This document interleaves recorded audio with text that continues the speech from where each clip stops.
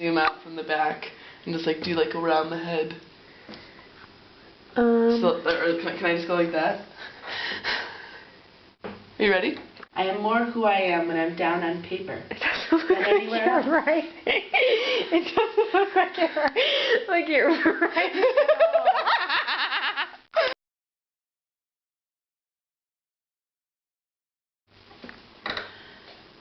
Sometimes the words are so close. I am more who I am when I'm down on paper than anywhere else.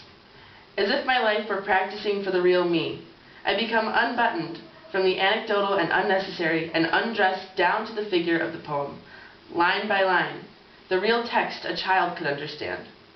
Why do I get confused living it through? Those of you lost and yearning to be free, who hear these words, take heart from me. I once was in as many drafts as you, but briefly, essentially, here I am.